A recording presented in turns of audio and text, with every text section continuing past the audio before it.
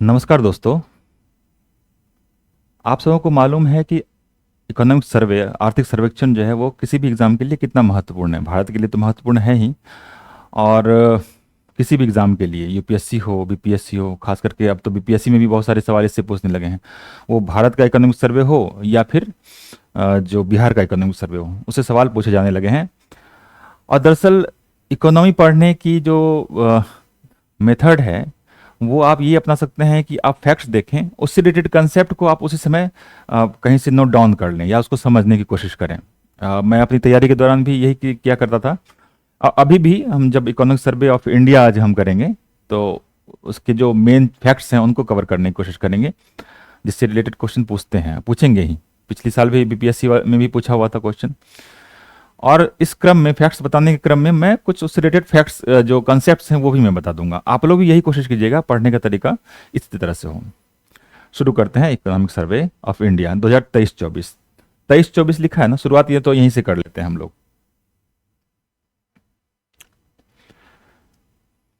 देखिए 23-24 है ना, आर्थिक सर्वेक्षण इकोनॉमिक सर्वे। बजट कब होता है? एक साल बाद का। हम लोग क्या करते हैं, घर में भी जब बजट करते हैं, बजट बनाते हैं अपना, तो क्या करते हैं हम लोग, पता चला इतना हमारा इनकम आने वाला है और इतना खर्च होने वाला है, ये एक एस्टिमेट करते हैं। और उसके बाद उस हिसाब से हम लोग अपना बजट करते हैं कि भाई इतना जो है एजुकेशन पे खर्च करेंगे, इतना खाने पे खर्च करेंगे, इतना रहने पे खर्च करेंगे। तो बजट यही होता है। तो मतलब 24-25 का बजट बनेगा। और इकोनॉमिक सर्वे मतलब पिछले साल हमने क्या किया है, मतलब कहाँ कहाँ प्रोग्रेस किया है, कहाँ कहाँ हमें कंट्रोल करना था अपने खर्च को, उन सब का लेखा जोखा होता है, वो करते हैं हम लोग इकोनॉमिक सर्वे में। तो देखिए इकोनॉमिक सर्वे 23-24 है, बजट हो जाएगा 24-25। ठीक है। तो क्या है ये? तो भारत सरकार द्वारा जारी किया जाने वाला एक वार्षिक दस्तावेज है। प्रत्येक ईयर करते हैं, इसलिए वार्षिक दस्तावेज बोल रहे हैं। जो पिछले वित्त वर्ष, अभी जो बताया मैं, पिछले वित्त वर्ष एक साल या 12 महीने जो भी बोलिए, एक वर्ष 1 अप्रैल 2023 से 31 मार्च 2024। आप लोगों को पता होगा वित्त वर्ष जो होता है, फाइनेंशियल ईयर जो बोलते हैं, वो क्या होता है, कब से शुरू होता है? 1 अप्रैल से शुरू होता है किसी भी साल में। और एंड कब होता है? 31 मार्च को। ऐसा नहीं कि 1 जनवरी से 31 दिसंबर तक, वो नहीं, 1 अप्रैल से 31 मार्च, यही होता है फाइनेंशियल ईयर का। तो पिछले, अभी हम करेंगे 23-24 का, मतलब 1 अप्रैल 2023 से लेके 31 मार्च 2024 तक का वो होगा, में भारतीय अर्थव्यवस्था में हुए विकास की समीक्षा करता है। आर्थिक समीक्षा नाम ही है, इकोनॉमिक सर्वे नाम ही है। तो उसकी क्या करेगा, वो समीक्षा करेगा कि जब बताया मैं आपको कि कितना अच्छा हुआ, कितना बुरा हुआ, कहाँ पे हम लोग ठीक कर सकते थे, कहाँ नहीं कर सकते थे। ठीक है। और कहाँ खर्च करना चाहिए था, कहाँ बचाना चाहिए था, इसकी समीक्षा करता है एक साल के लिए। ठीक। अब सवाल है कि इसको तैयार कौन करता है? ये क्वेश्चन पूछते हैं क्वेश्चन। इसको तैयार कौन करता है? तो वित्त मंत्रालय इसको तैयार करता है। वित्त मंत्रालय के जो मुख्य आर्थिक सलाहकार हैं वो तैयार करते हैं, प्रत्येक साल वही तैयार करते हैं। ठीक है। अभी कौन? वी अनंत नागेश्वरम, मतलब उनकी टीम होती है। ऑब्वियसली अकेले एक आदमी तो उतना नहीं कर पाएगा ना। तो वी अनंत नागेश्वरम जो अभी मुख्य आर्थिक सलाहकार हैं वित्त मंत्रालय के, उनके मार्गदर्शन में ये तैयार की गई है। तो सब साल जो है यही होता है कि जो वित्त मंत्रालय होता है उसके जो मुख्य आर्थिक सलाहकार होते हैं, उन्हीं के निर्देशन में ये तैयार होता है इकोनॉमिक सर्वे। दूसरी चीज, इसको प्रेजेंट कौन करते हैं? संसद में केंद्रीय वित्त मंत्री जो होते हैं वो प्रेजेंट करते हैं। तो अभी निर्मला सीतारमण की हैं, अभी वही केंद्रीय मंत्री वित्त मंत्री हैं। 22 जुलाई 2024 को लगातार 7वीं बार ये की है। देखिए कितने क्वेश्चन बन रहे हैं। तो कौन किया है? वित्त मंत्रालय के मुख्य आर्थिक सलाहकार करते हैं। कौन है? अभी तो वी अनंत नागेश्वरम है। प्रस्तुत कौन किया? निर्मला सीतारमण। कौन करता है वैसे? वित्त मंत्री करते हैं। निर्मला सीतारमण ने कितनी बार में किया, कई चांस है, कितना चांस है इनका? तो 7वीं बार में किया, 7वीं बार किया है। ठीक। आगे चलिए। और कुछ फैक्ट्स हैं, जैसे पहली बार इकोनॉमिक सर्वे कब प्रस्तुत किया गया था? तो 1950-51 में पहली बार प्रस्तुत किया गया था। नॉर्मली 1964 तक, 1964 तक जो केंद्रीय बजट था उसी के साथ ही इकोनॉमिक सर्वे प्रस्तुत किया जाता था। मतलब एक साल पीछे का जो है हमने लेखा जोखा कर लिया और आने वाले साल का हमने बजट दे दिया। लेकिन 64 के बाद दोनों को अलग अलग कर दिया गया है। पहले इकोनॉमिक, एक दिन पहले इकोनॉमिक सर्वे वो पेश हो जाता है, प्रस्तुत किया जाता है, और नेक्स्ट डे बजट पास किया जाता है, पेश किया जाता है। आगे चलिए।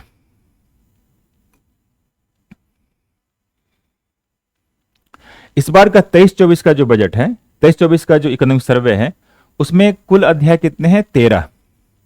आपको दिख रहा होगा यहाँ पे, कुल अध्याय 13 है। पूछ देते हैं टोटल कितने चैप्टर्स हैं इस बार के इकोनॉमिक सर्वे में। सारे चैप्टर्स अलग अलग टॉपिक्स पे कवर करेंगे हम लोग, एक समराइज वे में देखेंगे हम लोग, ठीक है। आगे बात करते हैं।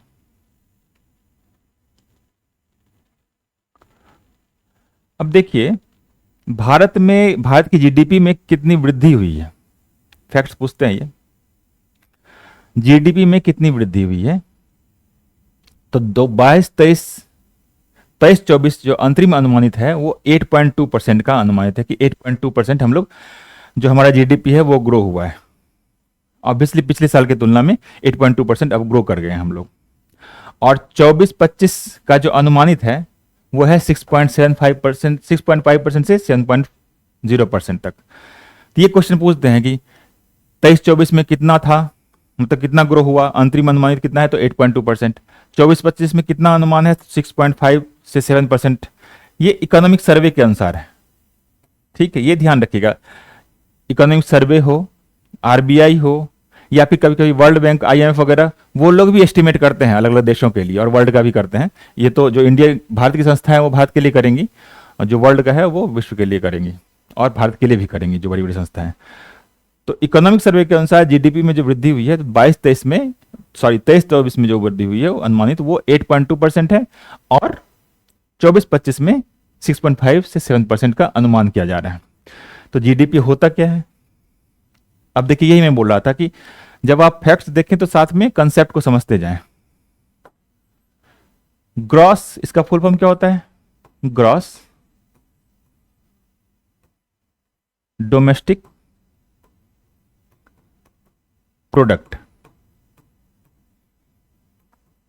ग्रॉस मतलब सकल, पूरा। डोमेस्टिक मतलब जो घरेलू, और प्रोडक्ट मतलब जो उत्पाद है। तो सकल घरेलू उत्पाद हिंदी में बोलते हैं इसको। लेकिन ये तो हिंदी हो गया, लेकिन इसको समझने के लिए क्या करेंगे हम लोग कि एक मान लीजिए ये क्षेत्र है भारत का, भारत की जो टेरिटरी है, मतलब भारत की जो घरेलू टेरिटरी है, भारत का हो सकता है कि यहाँ की कुछ कंपनियां जो है अमेरिका में भी हों, वहाँ काम कर रही हों, वहाँ भी कुछ उत्पादन करती हों, वो कुछ इंग्लैंड में हो, कुछ दूसरे देशों में हो। लेकिन भारत की टेरिटरी के अंदर यहाँ पे ये भी हो सकता है कि भारत की कंपनी भी हो, विदेश की कोई कंपनी भी यहाँ प्रोडक्शन कर रही हो। तो भारत की टेरिटरी के अंदर मतलब कि डोमेस्टिक, ठीक है।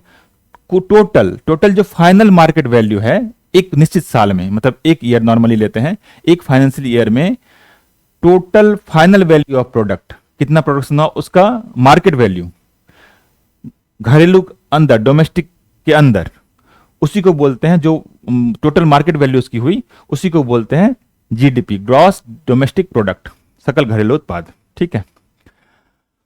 और सकल घरेलू उत्पाद की बात अगर करें तो ये दो तरीके से नापी जा सकती है। अगर एक मैथमेटिकल फॉर्मूले के रूप में बात करें, इसको थोड़ा मैं मिटाता हूं। मैथमेटिकल फॉर्मूला में अगर एक तो समझ गए आप लोग कंसेप्ट, तो देखिए, अब जीडीपी को आप लिख सकते हैं इस तरह से, कंज्यूमर क्या करेगा, हम लोग क्या करेंगे, आम आदमी क्या करेगा, खर्च करेगा, है ना। इंडस्ट्रीज क्या करेंगे, इन्वेस्ट करेंगे, जो कंपनियां हैं, बिजनेस क्या है, वो इन्वेस्ट करते हैं। और गवर्नमेंट भी क्या करेगा, एक्सपेंडिचर करेगा, मतलब कंज्यूमर का एक्सपेंडिचर होगा, खर्च होगा, कंपनियां इन्वेस्ट करेंगी, बिजनेसेस इन्वेस्ट करेंगे, और गवर्नमेंट क्या करेगी, वो भी खर्च करेगी, एक्सपेंडिचर करेगी। इसमें अगर नेट एक्सपोर्ट को जोड़ दें, नेट एक्सपोर्ट मतलब कितना एक्सपोर्ट किए उसमें से घटा दीजिए कितना इंपोर्ट किए, नेट एक्सपोर्ट को अगर जोड़ दें, कंज्यूमर के एक्सपेंडिचर में गवर्नमेंट का एक्सपेंडिचर जोड़िए, इंडस्ट्रीज का इन्वेस्टमेंट जोड़िए, और टोटल जो नेट इंपोर्ट नेट एक्सपोर्ट जो है उसको जोड़ दिए, तो यही जीडीपी होता है। ठीक है, और नॉर्मल भाषा में आपको मैं समझा चुका हूं जीडीपी, ग्रॉस डोमेस्टिक प्रोडक्ट होता क्या है चलिए में, वो मैं आपको समझा चुका हूं। तो ये जीडीपी जो है ये दो तरीके से नापा जा सकता है। एक तो होता है नॉमिनल जीडीपी, जिसको करंट जीडीपी भी बोलते हैं, मतलब जीडीपी एट करंट प्राइस भी बोलते हैं, और दूसरा होता है रियल जीडीपी। ठीक है, अब करंट प्राइस से नाम से ही स्पष्ट है, इसको हटाते हैं, नाम से ही स्पष्ट है, जब हम करंट जीडीपी की बोल रहे हैं या नॉमिनल जीडीपी बोल रहे हैं तो क्या होता है वो नॉमिनल जीडीपी, जब हम इसमें इन्फ्लेशन को कंट्रोल नहीं करते हैं। मान लीजिए, अब सिंपल सा एग्जांपल है, जैसे मेरे पास एक ही पेन है, एक ये स्क्रीन है, हाँ, मान लीजिए भारत में ये तीन चीजें हैं, ये एक रिमोट है, ये तीन प्रोडक्शन ही हो रहे हैं। मान लीजिए ये दो प्रोडक्ट हुआ, रिमोट जो है वो दो, रिमोट की क्वांटिटी, नंबर ऑफ क्वांटिटी कितने प्रोड्यूस हुए एक साल में, एक फाइनेंशियल ईयर में, तो दो हुए। पेन ये तीन हो गया, और ये स्क्रीन मान लीजिए चार प्रोडक्शन हुआ। सबका कुछ दाम होगा, मान लीजिए इसका दाम, जो रिमोट है उसका दाम मान लीजिए 5 रुपया, पेन का दाम 2 रुपया, और स्क्रीन का दाम मान लीजिए 6 रुपया है। तो हम क्या करेंगे, एक फाइनेंशियल ईयर में दाम का एवरेज निकाल लेंगे, मतलब ये जो दाम, ये जो मूल्य बता रहे हैं वो एवरेज मूल्य है। हो सकता है कि कभी 2 रुपया हो, जैसे इसी का है, रिमोट का है, कभी दाम हो सकता है 3 रुपया हो। ये प्राइस बता रहे हैं, ये क्वांटिटी बता रहे हैं, कितना नंबर ऑफ कितने प्रोड्यूस हुए। तो हो सकता है कि ये कभी तीन रुपया इसका दाम हो, कभी 4 रुपया हो। साल भर में इसका एवरेज दाम 5 रुपया है। इसी तरह साल भर में पेन का दाम 2 रुपया है, साल भर में जो स्क्रीन है उसका दाम 6 रुपया है। और टोटल क्वांटिटी साल के अंत में देखें कि हमने 2 रिमोट प्रोड्यूस किया, 3 पेन प्रोड्यूस किया, और 4 हमने स्क्रीन प्रोड्यूस किया। तो कुछ नहीं करना है, बस इसको टोटल वैल्यू इसका निकाल लीजिए, कितना हो गया, ये 10, 3, 6 और 24। तो टोटल जो जीडीपी आया एट करेंट प्राइस, या नॉमिनल जीडीपी जिसको बोल रहे हैं, नॉमिनल जीडीपी या GDP at current price, current में है ना, अभी क्या, तो कितना हो गया 40। यही है जीडीपी एट करेंट प्राइस। यही अगर भारत के संदर्भ में देखें, अभी तो एक सिंपल सा एग्जांपल दिया 3 प्रोडक्ट्स को लेके, भारत के संदर्भ में ये बहुत बड़ा हो जाएगा, बहुत सारे प्रोडक्ट होंगे। ठीक है, अब दूसरा एक टर्म आता है GDP, real GDP. Real GDP में क्या होता है कि इन्फ्लेशन को करते हैं। अब जैसे एक्चुअली में तो पता नहीं चल पाएगा कि हमारा पिछले साल पेन का दाम कितना था, पिछले साल स्क्रीन का दाम कितना था, या पिछले साल रिमोट का दाम कितना था। हो सकता है कि उसमें रिमोट का दाम पहले पिछले साल हो सकता है कि 1.5 रुपया रहा हो, इस बार 2 रुपया हो। एक्चुअल में तो 50 पैसे का ही डिफरेंस हुआ ना। तो नॉमिनल जीडीपी हमें पता नहीं चल पाता है कि एक्चुअल में हमारा ग्रोथ क्या है। तो हम लोग क्या करते हैं कि रियल जीडीपी पे लेते हैं। रियल जीडीपी में इन्फ्लेशन को कंट्रोल करते हैं। अब इन्फ्लेशन कंट्रोल मतलब इन्फ्लेशन को हम लोग ध्यान में रखते हैं। एक बेस ईयर होता है, जैसे कि वो चेंज होते रहता है। जैसे पहले 2004-05 था, अब रियल जीडीपी के लिए 2011-12 का बेस बनाते हैं। 2011-12 का बेस बनाते हैं, मतलब 11-12 से कितना इन्फ्लेशन हो गया है। ठीक है, और उसके आधार पे फिर हम लोग ये निकालते हैं कि ग्रॉस डोमेस्टिक प्रोडक्ट कितना है, जो अभी मैं बताया कि दाम निकालते हैं उसका, लेकिन उसमें एडजस्ट करते हैं इन्फ्लेशन को। मतलब अगर 50 पैसे ही ग्रोथ हुआ है तो उस 50 पैसे को ही लेंगे, ऐसा नहीं कि हम 2 रुपया करेंगे। मतलब कोई किसी चीज का दाम अगर 2 रुपया है और पिछले साल, इस साल मान लीजिए 5 रुपया हो गया, तो दाम जो है 5 रुपया नहीं हुआ उसका एक्चुअली में। अगर हम रियल जीडीपी में जब बात करेंगे तो ये 3 रुपया ही हम कंसिडर करेंगे। ठीक है, और ये तो चूंकि पिछले साल से बात कर रहे हैं, लेकिन एक्चुअली में जब रियल भारत के संदर्भ में हम लोग जब रियल जीडीपी की बात करते हैं तो बेस ईयर बनाते हैं हम लोग 2011-12। उस समय से कितना चेंजेस हो गया और उसके आधार पे फिर पूरा काउंट करते हैं कि एक डोमेस्टिक, एक घरेलू क्षेत्र में एक साल में टोटल प्रोड्यूस का जो सर्विसेज हो या प्रोडक्ट हो या गुड्स हो, उनकी वैल्यू, मार्केट वैल्यू क्या है। ठीक है, तो नॉमिनल जीडीपी और रियल जीडीपी में ये डिफरेंसेस हो गए। इसी तरह से आपको अगला अगला कंसेप्ट भी बताते हैं, इसको हटाते हैं।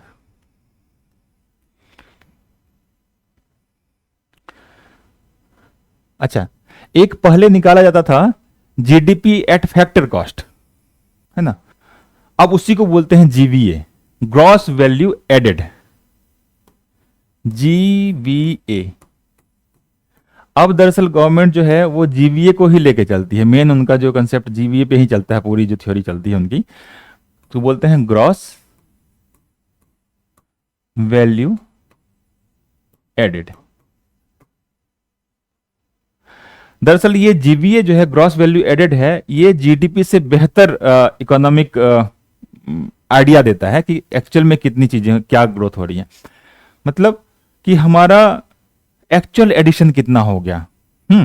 कैसे, जैसे जीडीपी, इसमें क्या क्या चीजें आती हैं आपकी जीवीए में, आपका जो टैक्स है उसको भी कंसिडर करते हैं और सब्सिडी है उसको भी कंसिडर करते हैं। अब जैसे हम जीडीपी से अगर निकालें जीवीए को, ठीक है,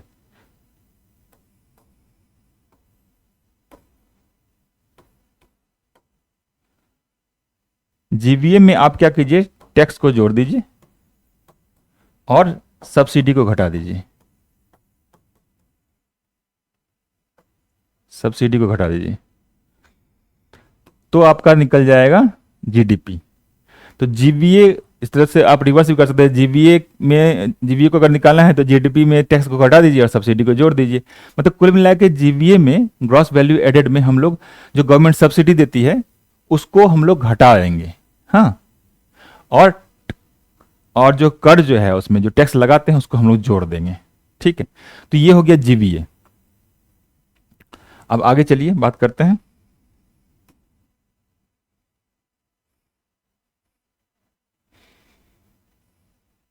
हम्म एक चीज और है कि अगर इकोनॉमिक सर्वे पे फिर आ जाते हैं हम लोग, फैक्ट्स पे कुछ आ जाते हैं। फैक्ट्स में अर्थव्यवस्था के जो क्षेत्र होते हैं, मेनली अर्थव्यवस्था का 3 क्षेत्र माना गया है। आप लोग जब पढ़ेंगे एनसीईआरटी वगैरह तो बात करेंगे, अर्थव्यवस्था के मेनली 3 क्षेत्र हैं, और भी क्षेत्र हैं लेकिन मेनली हम लोग अर्थव्यवस्था में इकोनॉमिक सर्वे भी 3 क्षेत्र मान रही है। 3 क्षेत्र कौन कौन से हैं?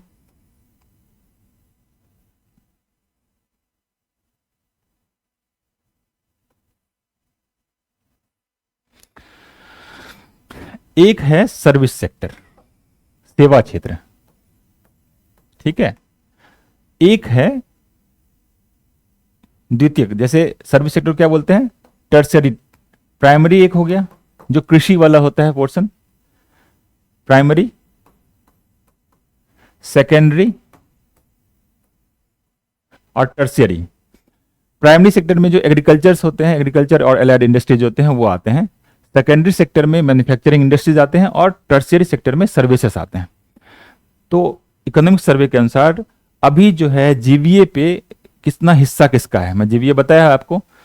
जीवीए में, जीवीए बोलिए जीडीपी बोलिए, GDP act factor cost is GVA, ठीक है। मतलब हम लोग अगर टैक्स को और सब्सिडी को कंसिडर कर लें जीडीपी में तो वो बन जाएगा आपका जीवीए। तो कितना हिस्सा है, तो सर्विसेज सेक्टर का सबसे ज्यादा हिस्सा है 54.7%। फैक्ट पूछ देते हैं ये कि सर्विसेज सेक्टर का जीवीए में, टोटल जीवीए में कितना परसेंट हिस्सा है, तो 54.7% टर्शियरी सेक्टर यानी सर्विस सेक्टर, सेवा का है। द्वितीय क्षेत्र जो है इंडस्ट्रीज मैन्युफैक्चरिंग वो 27.6% है, और प्राइमरी मतलब एग्रीकल्चर जो सेक्टर है वो 17.6%, 71.7% है। ये ध्यान रखिएगा। अब आगे चलते हैं।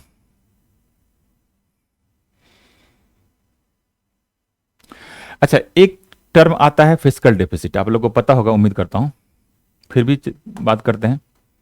फिस्कल डेफिसिट, डेफिसिट क्या होता है, घाटा, है ना। तो घाटा बहुत तरह का होता है, जैसे बजटरी डेफिसिट होते हैं ना। नॉर्मली क्या करते हैं कि, फिर हम लोग वही बता रहे हैं कि बजट बनाते हैं अपने घर का, उसमें क्या करते हैं कि हम ये मान के चलते हैं कि इतना रुपया आएगा और इतना रुपया खर्च होगा, इतना रुपया इनकम होगा, इतना रुपया खर्च होगा। अगर हमारा खर्च ज़्यादा हो गया, हमारे पास जितने पैसे आ रहे हैं उससे, तो हमारा घाटा हो गया। बजट के संदर्भ में भी यही होता है कि टोटल कितना पैसा आ रहा है और कितना पैसा जा रहा है। अगर वो नेगेटिव है, मतलब अगर खर्च ज़्यादा है, तो वो घाटा हो रहा है, तो बजटरी डेफिसिट हो गया। फिस्कल डेफिसिट मतलब राजकोषीय घाटा। राजकोषीय घाटा की क्या हो गया कि टोटल इनकम इसमें ले रहे हैं, मतलब टोटल एक्सपेंडिचर कितना खर्च हो गया आपका, उसमें से टोटल इनकम को घटा दीजिए और बोरोइंग को भी घटा दीजिए। बोरोइंग जैसे जब इनकम होता है, इनकम कैसे कैसे हो सकता है, रेवेन्यू सोर्स हो सकता है, नॉन रेवेन्यू से भी हो सकता है। रेवेन्यू कैसे, हम टैक्स लगा रहे हैं, डायरेक्ट टैक्सेस हो, इनडायरेक्ट टैक्सेस हो, हम टैक्स लगा रहे हैं, उससे हमें इनकम हो रहा है। कोई किसी से ग्रांट मिल रहा है हमको, किसी से इंटरेस्ट या प्रॉफिट मिल रहा है हमको, तो ये हमारे इनकम हो गया। खर्च कहाँ हो गया, जैसे कि हम सैलरी देते हैं, पेंशन दे रहे हैं, मतलब गवर्नमेंट के संदर्भ में पेंशन दे रही है सरकार, सैलरी दे रही है, या फिर इंफ्रास्ट्रक्चर पे खर्च कर रही है, हेल्थ पे खर्च कर रही है, सड़क बनवा रही है, ये सब खर्च हो गए। अगर खर्च ज़्यादा है और इनकम जो है वो कम है, तो वो हो गया डेफिसिट। अब इसी में अगर हम बोरोइंग को कंसिडर नहीं करते हैं, बोरोइंग क्या होगा, किसी से कर्ज लेना। कर्ज जब हम लेंगे तो हमें तो क्या करना पड़ेगा, उसको फिर वापस भी करना पड़ेगा और साथ में ब्याज भी देना पड़ेगा, तो बोरोइंग को इसमें कंसिडर नहीं करते हैं। राजकोषीय घाटा में बोरोइंग को कंसिडर नहीं करते हैं, ध्यान रखिएगा। लेकिन टोटल जो आपका एक्सपेंडिचर है उसमें से इनकम को घटा दीजिए, बोरोइंग को छोड़ दीजिए, तो वही हो गया आपका फिस्कल डेफिसिट। एक रेवेन्यू डिफिसिट है। रेवेन्यू मतलब मैं बताया कि आपका इनकम का दो स्रोत हो सकता है, इनकम का दो स्रोत हो सकता है, एक रेवेन्यू, एक नॉन रेवेन्यू। रेवेन्यू क्या, जो टैक्सेस है, corporate tax, income tax, direct tax, GST, UST सब जितने भी हैं। और नॉन रेवेन्यू आपको कहीं से प्रॉफिट मिल रहा है, कहीं से ग्रांट मिल रहा है, ठीक है, कहीं से इंटरेस्ट मिल रहा है, तो नॉन रेवेन्यू सोर्स। तो फिस्कल डेफिसिट में बता दिया हूं। रेवेन्यू डेफिसिट अगर हम बात करें, रेवेन्यू डेफिसिट बात करें, तो क्या करें, केवल इस चीज को कंसीडर करेंगे, रेवेन्यू में हमें टोटल कितना रेवेन्यू रिसीट कितना हो रहा है और रेवेन्यू एक्सपेंडिचर कितना हो रहा है। एक्सपेंडिचर से अगर ज्यादा, रेवेन्यू एक्सपेंडिचर अगर ज्यादा है रेवेन्यू रिसीट से, तो वो हो गया रेवेन्यू डेफिसिट। मतलब केवल टैक्सेशन को वाले चीजों को कंसीडर करेंगे, ठीक है। एक प्राइमरी डेफिसिट होता है। प्राइमरी डेफिसिट में क्या है, फिस्कल डेफिसिट में जो हम लोन किसी से लोन लिए है तो इंटरेस्ट पेमेंट करेंगे, तो इंटरेस्ट पेमेंट को घटा दीजिए फिस्कल डेफिसिट में। राजकोषीय घाटा में से अगर इंटरेस्ट जो पेमेंट कर रहे हैं उसको घटा दीजिए, तो वो बन जाएगा प्राइमरी डेफिसिट। तो बेसिकली 3-4 तरह के डेफिसिट हैं, समझने के लिए कंसेप्ट वाला चीज हो गया। अब चलिए आगे चलते हैं हम लोग, इसको मिटा दें।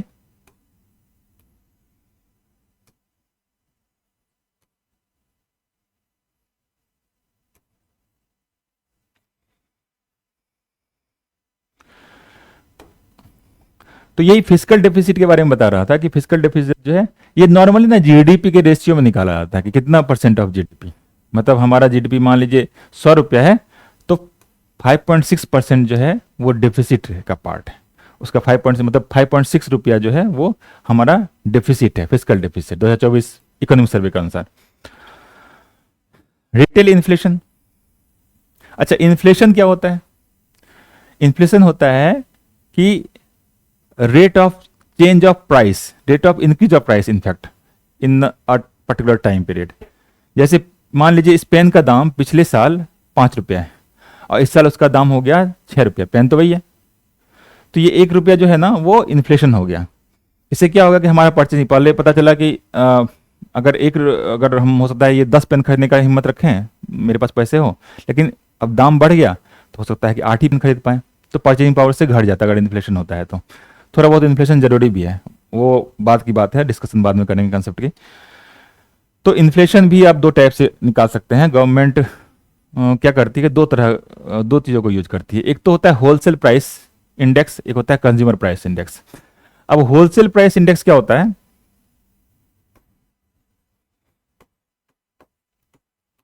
होलसेल, एक कंज्यूमर, शॉर्ट में एक लिख दूं तो कंज्यूमर प्राइस इंडेक्स होता है, एक होता है डब्ल्यू होलसेल प्राइस इंडेक्स। बस फर्क है इन दोनों के, इन्फ्लेशन का फर्क ये है कि होलसेल क्या होता है, आप जान ही रहे हैं कि मान लीजिए कोई होलसेलर है, वो क्या करेगा, बड़े पैमाने पे सामान बेचता है ना। जो होलसेलर बोलते हैं ना, दुकानदार है, वो बड़े पैमाने पे हो सकता है आटा का बिजनेस करता हो सकता है तेल का बिजनेस करता हो, बहुत बड़े पैमाने पे करता है। और रिटेलर क्या है, छोटे बायर्स के लेवल पे, हम लोगों के लेवल पे, है ना, छोटे छोटे दुकानदार जो हैं वो करते हैं। तो कंज्यूमर प्राइस इंडेक्स जो होता है, इसके आधार पर अगर निकाला जाता है तो वो रिटेल इन्फ्लेशन हुआ। हाँ, और ये जो है होलसेल के आधार पर निकाला जाता है तो वो होलसेल इन्फ्लेशन हुआ। रिटेल इन्फ्लेशन मतलब हम लोग के ज़्यादा करीब है। अगर एक्चुअल देखना है कि आम आदमी पे क्या फ़र्क पड़ रहा है, तो वो रिटेल इन्फ्लेशन के थ्रू देख सकते हैं, क्योंकि वो कंज्यूमर प्राइस इंडेक्स पे निकाला जाता है। ठीक, तो ये रिटेल इन्फ्लेशन कितना है, वो 5.4% ऑफ जीडीपी है। ये भी जीडीपी के रेशियो में ही निकाला जाता है। ठीक है, अब ग्रॉस टैक्स रेवेन्यू, मैं बताया था आपको पहले भी, जो वीडियो है उसमें भी देखिएगा कि दो टाइप का टैक्स होता है, डायरेक्ट टैक्स और इनडायरेक्ट टैक्स। तो डायरेक्ट टैक्स 55% जो है डायरेक्ट टैक्स का योगदान है, जो इनकम टैक्स आपका होता है। और इनडायरेक्ट टैक्स में से बहुत सारे चीज आते हैं, वो 45% होता है, जैसे जीएसटी एग्जाम्पल के तौर पे। तो ग्रॉस टैक्स रेवेन्यू में अगर हम बात करें, ये क्वेश्चन पूछते हैं कि ज्यादा योगदान किसका है, कितना है, तो डायरेक्ट टैक्स का ज्यादा है 55% और इनडायरेक्ट टैक्स का 45%। और the increase in indirect taxes जो है आया है फाइनेंशियल ईयर 23-24 में, वो मेनली क्यों आया है, क्योंकि 12.7% ग्रोथ जीएसटी कलेक्शन में हुआ है। जीएसटी पे बहुत अच्छे से इम्प्लीमेंटेशन चूंकि हो रहा है, तो जीएसटी के कलेक्शन रेट में 12.7% का ग्रोथ आया है, जिसके कारण जो आपका इनडायरेक्ट टैक्स था, पहले और भी कम था, पहले डायरेक्ट टैक्स की का जो परसेंटेज था वो ज़्यादा था, लेकिन इस चूंकि इनडायरेक्ट टैक्स का थोड़ा सा इस बार बढ़ा है। क्यों, क्योंकि जीएसटी का कलेक्शन बढ़ा है, 12.7% ग्रोथ दिखा है पिछले साल में वो।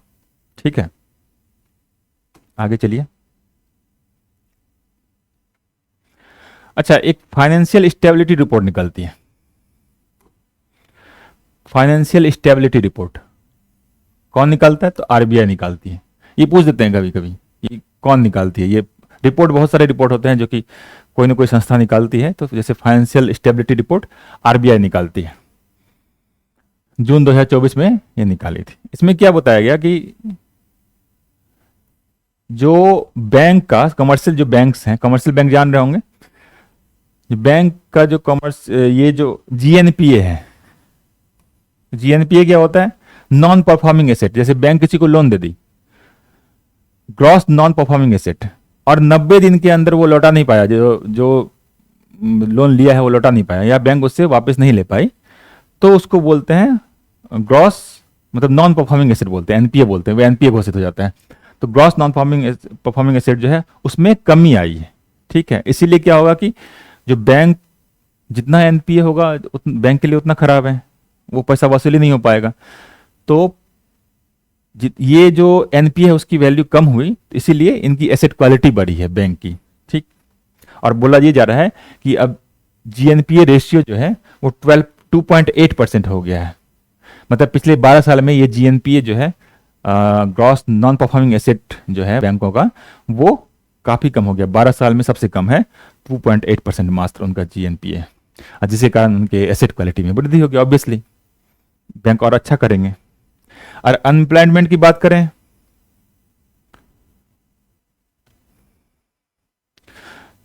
तो अनएम्प्लॉयमेंट की बात करें तो इनका कहना है, इकोनॉमिक सर्वे का, कि अनएम्प्लॉयमेंट जो है वो कम हो रहा है पेंडेमिक के बाद। जो अनएम्प्लॉयमेंट है वो कम हो रहा है, मतलब एम्प्लॉयमेंट बढ़ रहा है। ऐसा क्यों हुआ है, फीमेल लेबर फोर्स जो है 17-18 में था 23.3%, अब 22-23 में ये 37% हो गया। मतलब फीमेल लेबर फोर्स में काफी ज्यादा इंक्रीज हुआ है। और इसमें भी जो रूरल वुमेन है उनका पार्टिसिपेशन बढ़ा है बहुत ज्यादा। ये सब क्वेश्चन पूछते हैं, है ना। तो इसके कारण रूरल वुमेन ज्यादा पार्टिसिपेट कर रही है, वर्कफोर्स में ज्यादा हिस्सा है उनका। और टोटल अगर वुमेन वर्कफोर्स की बात करें तो जो 17-18 में मात्र 23.3% था पेंडेमिक के समय या उसके बाद, उसका तेजी से बढ़ा है, 22-23 में वो 37% हो गया है, जिसमें मेन है रूरल वुमेन का पार्टिसिपेशन। इसके कारण क्या है कि एम्प्लॉयमेंट रेट जो है आपका बढ़ा है, अनएम्प्लॉयमेंट घटा है। आगे चलिए। अच्छा, एक और रिपोर्ट से ही रिलेटेड हो गया, वर्ल्ड इकोनॉमिक आउटलुक। अप्रैल 2024। ये कौन निकालता है? आईएमएफ। पूछा हुआ क्वेश्चन है, बहुत बार पूछा हुआ है। इंटरनेशनल मॉनेटरी फंड है आईएमएफ, वो वर्ल्ड इकोनॉमिक आउटलुक निकालती है, डब्ल्यूओ। इसके हिसाब से अगर ग्लोबल इकोनॉमी की बात करें तो वो 3.2% के हिसाब से 2023 में ग्रो की है, मतलब काफ़ी कम की है इंडिया के रिस्पेक्ट में अगर बात करें तो। जहाँ पे भारत 7% से भी ऊपर किया है, 8.2% है, और वहाँ पे वर्ल्ड का 3.2% है। वर्ल्ड की इकोनॉमी ग्रो कर रही है 3.2% के हिसाब से ग्रो कर रही है 2023 में। और क्या है कि आरबीआई, देखिए मैं बताया था ना कि इन्फ्लेशन के डेटा हो या फिर ग्रोथ का डेटा हो तो सब लोग, मतलब आईएमएफ हो, आरबीआई हो, इकोनॉमिक सर्वे हो, बजट हो, सब लोग अपना अपना वो देते हैं। तो आरबीआई के हिसाब से इन्फ्लेशन जो वो बोल रहे हैं 2025 में 4.5% गिर जाएगा, 4.5% हो जाएगा। अभी कितना है मैं बताया था, अभी 5.4% बताया था। आरबीआई के हिसाब से वो 4.5% हो जाएगा। अच्छा, एक टर्म आता है अमृतकाल। अमृतकाल क्या है?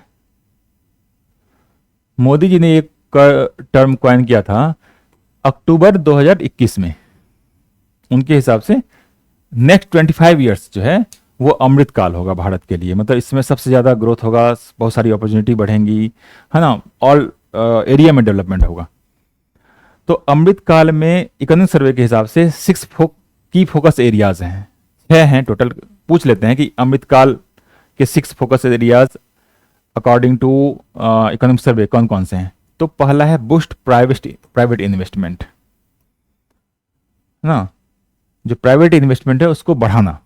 उसके बाद एमएसएमई का एक्सपेंशन, मीडियम स्मॉल और जो है उसको, जो सेक्टर्स हैं उसको बढ़ाने का। Agriculture as a growth engine, मतलब हम लोग अगर हम भारत के विकास को एक ट्रेन माने तो यहां एग्रीकल्चर जो है वो उसका इंजन होगा। फाइनेंसिंग ग्रीन ट्रांजिशन, जो हमारा चेंजेज हो रहा है सब कुछ ना, जैसे जो इन्वायरमेंट है तेजी से डिटोरिएट हो रहा है, पूरी दुनिया में डिटोरिएट हो रहा है, तो हम लोग क्या कर रहे हैं, धीरे धीरे ग्रीन की तरफ जा रहे हैं। मतलब रिन्यूएबल एनर्जी हो या फिर सही टाइप से, सही तरीके से कंजम्पशन की बात हो, ये ट्रांजिशन हो रहा है। नॉर्मली हम लोग फॉसिल फ्यूल पे थे, अब ग्रीन एनर्जी पे आ रहे हैं, तो सब तरफ से हम लोग ग्रीन ट्रांजिशन कर रहे हैं, तो उसको फाइनेंस करना। उसके बाद ब्रिजिंग एजुकेशन एम्प्लॉयमेंट गैप। अब देखिए लोग आप पढ़े लिखे हैं बहुत सारे, लेकिन उनको नौकरी नहीं मिलती है, तो इस गैप को, एम्प्लॉयमेंट और एजुकेशन के गैप को कम करना, ब्रिज करना। और कैपेसिटी बिल्डिंग ऑफ स्टेट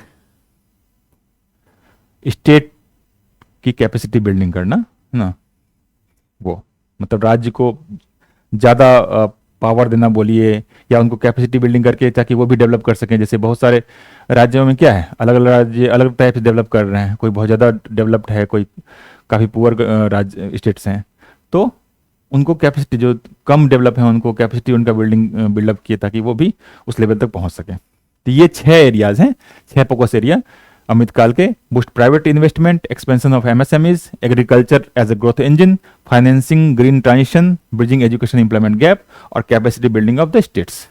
ठीक,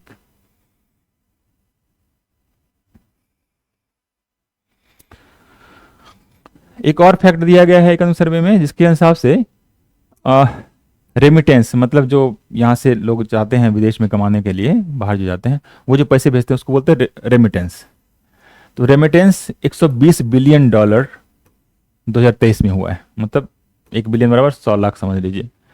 तो रेमिटेंस 120 बिलियन डॉलर। अच्छा, एक गिनी कोएफिशिएंट होता है इकोनॉमिक सर्वे के अनुसार से, गिनी कोएफिशिएंट जो है वो डिक्रीज हुआ है ना, डिक्लाइन हुआ है इसमें। गिनी कोएफिशिएंट क्या होता है कि एक कार्डियो गिनी करके थे, इटालियन स्टैटिस्टिशियन थे वो, उन्होंने सोशलिस्ट भी थे। उन्होंने क्या कहा कि एक अपना रेशियो निकाला, एक उसने बताया है कि अगर 0 है और 1 है, अगर इस रेशियो में कोई 1 में फॉल कर रहा है तो वो सबसे ज़्यादा इनइक्वालिटी है। मतलब गिनी कोएफिशिएंट जो है वो इनइक्वालिटी को लेके है, या इक्वालिटी को लेके है। मतलब वेल्थ ऐसा नहीं है कि वेल्थ बराबर बटा हुआ है या फिर किसी के पास बहुत ज़्यादा वेल्थ है और किसी के पास बहुत कम है। तो जितना वन की तरफ जाएगा, या परसेंटेज में ले सकते हैं, 0 से 100% की तरफ ले सकते हैं आप। जितना वन की तरफ जाएगा या 100% की तरफ जाएगा, उतना ज़्यादा अनइक्वल डिस्ट्रीब्यूशन ऑफ वेल्थ होगा। पैसे का ऊंच नीच वहाँ पे ज़्यादा होंगे, गरीब अमीर के बीच में डिफरेंस ज़्यादा होगा। और जितना जीरो की तरफ जाएगा उतनी इनइक्वालिटी कम होगी। तो इसी को बोलते हैं गिनी कोएफिशिएंट। तो इकोनॉमिक सर्वे के हिसाब से जो इनइक्वालिटी है वो घट रही है, इसीलिए गिनी कोएफिशिएंट घटने की तरफ है, मतलब कि जीरो की तरफ जा रहा है। मतलब जीरो नहीं है, 30-35 के अराउंड है, लेकिन पीछे की तरफ चल रहा है, जीरो की तरफ। फिर है एग्रीकल्चर और एलाइड सेक्टर। एलाइड सेक्टर मतलब एग्रीकल्चर, एलाइड सेक्टर क्या बोलते हैं, जैसे कि मान लीजिए पशुपालन कर रहे हैं, उसमें दूध उत्पादन कर रहे हैं, बी फार्मिंग कर रहे हैं, मतलब एग्रीकल्चर से रिलेटेड जो चीज़ें हैं, तो एलाइड सेक्टर जो है। Registered average annual growth of rate of 4.18%, मतलब एग्रीकल्चर और एलाइड एक्टिविटीज में 4.18% का ग्रोथ देखा गया है पिछले 5 सालों में।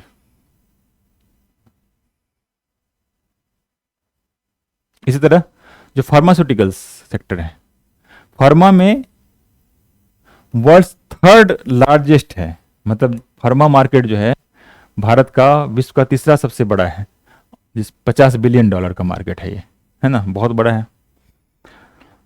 एक अब कुछ इंपॉर्टेंट योजनाएं समझ लीजिए आप, वो चलाई गई थी, उसका नाम है जैसे कि मिशन लाइफ।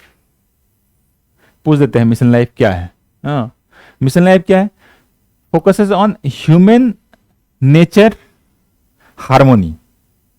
अभी मैं बताया था आपको 6 की एरियाज जो अमृतकाल का था, उसमें ये था ना कि हम लोग ग्रीन की तरफ ग्रीन ट्रांजिशन जो है उसको फाइनेंस करेंगे।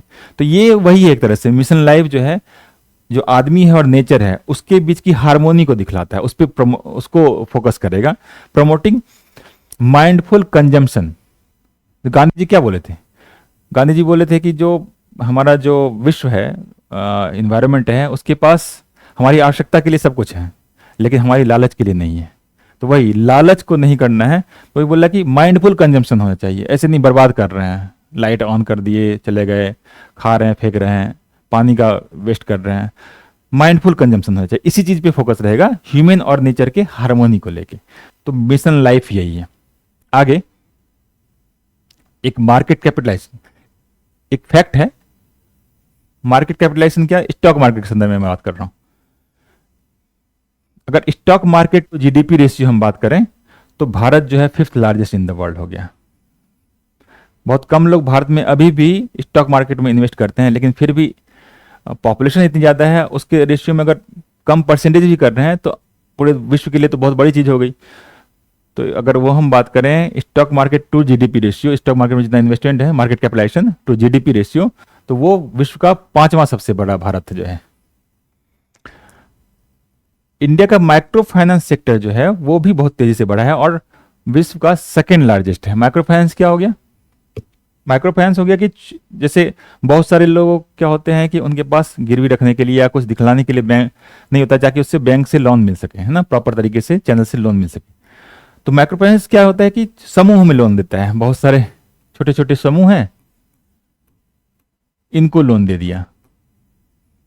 छोटे छोटे लोन होते हैं, 40,000 50,000 इस टाइप के लोन होते हैं, खास करके महिलाओं में। अभी यूसुफ जो है वहाँ के बांग्लादेश के टेम्पोररी जो राष्ट्रपति बने हुए हैं, उनके पास जो है उनको इसी के लिए नोबेल प्राइज मिला था, माइक्रो फाइनेंसिंग के लिए ही, उस पर बहुत काम किए थे वो।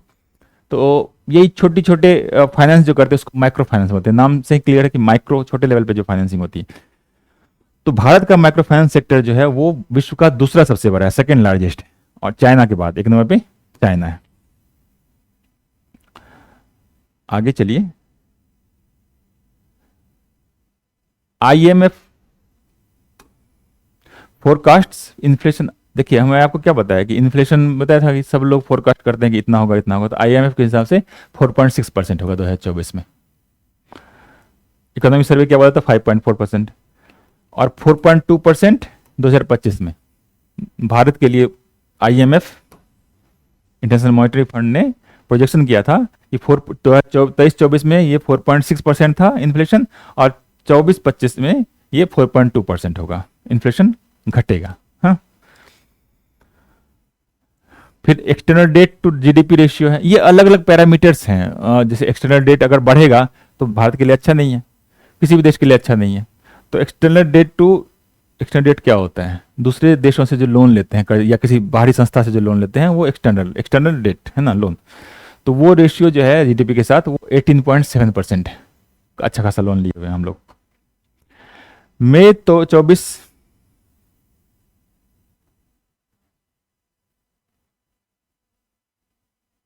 एक बहुत अच्छी खबर है, एक तरह से बात करें तो मई 24 में ये देखा गया, share of non fossil sources. Fossil sources मतलब कोयला, पेट्रोलियम, ये सब हो गया फॉसिल सोर्सेस हो गया। नॉन फॉसिल सोर्स जैसे सन का मान लीजिए, सोलर एनर्जी हो गया, विंड एनर्जी हो गया, ये सब जो है वो नॉन फॉसिल सोर्सेज हो गए। The share of non fossil sources in the installed electricity generation capacity 45.4%। मतलब भारत में टोटल जितना इलेक्ट्रिसिटी जनरेशन होता है, इंस्टॉल्ड कैपेसिटी जो है, उसमें 45.4% जो है वो हम लोग अब नॉन फॉसिल सोर्सेज से ले पा रहे हैं। मतलब कि कार्बन इमिशन उसमें कम होगा या नहीं होगा, जैसे कि मान लीजिए कुछ हाइड्रो इलेक्ट्रिक नहीं, सोलर एनर्जी ले लीजिए, विंड एनर्जी ले लीजिए, इन सब चीज़ों से। आगे चलिए, एक और योजना है पोषण भी पढ़ाई भी। ये दरअसल वही आंगनवाड़ी कार्यक्रम जो चलता है गांव सब में। क्या आंगनवाड़ी के बारे में आप लोग जानते होंगे? गांव सब में छोटे बच्चों को छोटे छोटे स्कूल में आंगनवाड़ी सेविकाएं होती हैं, वो बुलाती हैं वहाँ पे पढ़ाते भी हैं, छोटी छोटी चीज़ें पढ़ाते हैं। मतलब बिल्कुल बहुत छोटे बच्चे होते हैं, प्री जैसे नर्सरी वगैरह होता है ना, उस टाइप का। वहाँ पे खिलाते भी हैं, लड्डू देते हैं और इस तरह का कुछ कुछ खिलाते भी हैं। तो उसी का नेटवर्क को पे फोकस रहेगा इसका। तो वही अर्ली चाइल्डहुड बोले ना, प्री स्कूलिंग जो होता है, early childhood education aims to develop the world's largest universal high quality preschool, है ना, प्री स्कूल नेटवर्क आंगनवाड़ी के थ्रू उसको विश्व का सबसे बड़ा बनाना, ताकि अर्ली चाइल्डहुड केयर हो सके, एजुकेशन मिल सके और उसको पोषण मिल सके। इसी नाम भी है, पोषण भी होगी वहाँ पे, पढ़ाई भी होगी, है ना। पोषण में बताया खाना वाना मिलेगा और पढ़ाने भी है वहाँ पे आंगनवाड़ी सेविकाएं जो होती हैं। आगे एक है विद्यांजलि इनिशिएशन। विद्यांजलि इनिशिएशन क्या है?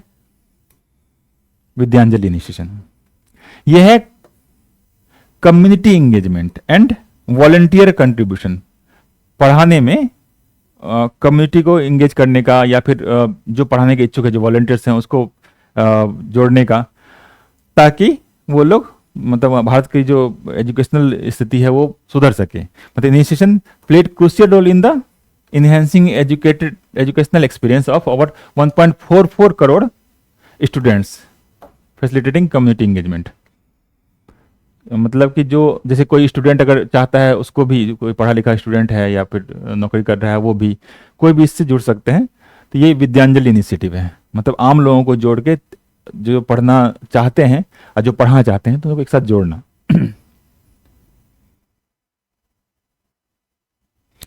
कुछ और है, एक वंदे